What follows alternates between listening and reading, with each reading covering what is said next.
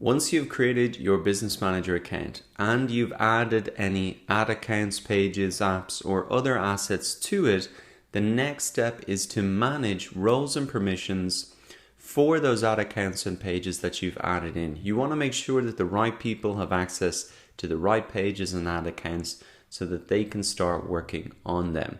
So to do that, what you need to do is come up into the top right hand side here, click on Business Settings.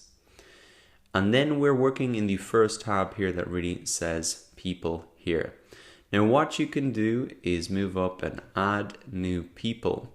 So if you were a company, what you could really do here is add in any employees, or if you had somebody running ads on your behalf, this is where you'd be adding them in. Now equally, this is the process that somebody will be doing if they were to hire you as a freelancer or working on their ad accounts. It's important that you understand the process from their side so that you can guide them through it if they have any confusion about it. So the first thing that you want to do is add the person's email address that you want to give access to the pages or ad accounts. So as an example, you can just really just put in any email here. You can just remove this later. In most cases, you will select them as a Business Manager employee, and you can see that that gives them less permissions. They can't change any business settings, remove employees, manage permissions, etc.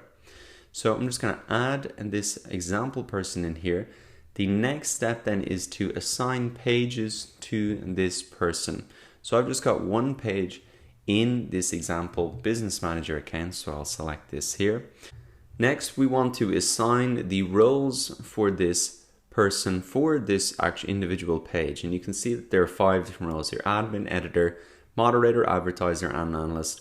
And this is really going from the most amount of permissions in admin all the way down to analyst here. You can learn more about the roles here, but I'm also going to include this link in the resources section of this video because I think it just spells it out a little bit easier. We can see a chart here of the permissions. So you can see the admin has the most amount of permissions here, or everything. The editor has a little bit less, but they can't manage page roles, so they couldn't add new people. A moderator, a little bit less responsibility again.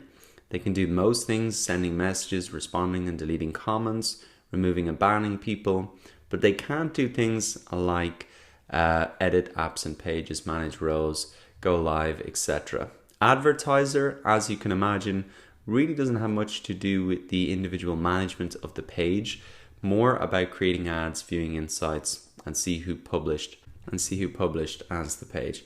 Analyst then really just has access to the insights and can give feedback on that, not really any access to managing the page itself.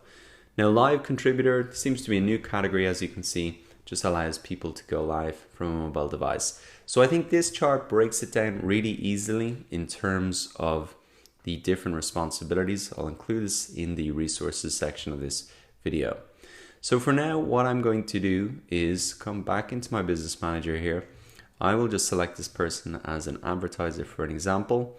Then I need to select the ad account that they can have access to. Because they're going to be an advertiser, this is one of their responsibilities. So I can select that, and then once again, they're going to be an account advertiser. Now there are other things here like product catalogs. If I had an e-commerce business and I had a product catalog uploaded to my ad manager account, then that would appear here, and that would allow them to run things like dynamic product ads, etc. For now, for this account, I can just skip that. So that's it. Now the person has been notified by email. There would have been an email sent to this. What I can do is cancel this invitation anytime that I want. And you can see that that has been removed. You can also come in here for any existing employees and you can assign assets to them in the same way. And in that way, you can really manage roles and permissions. You don't just set it once, you can change it any time. So now that you understand how to add roles and permissions in Business Manager, go ahead and set this up for yourself following the steps that you've learned in this video.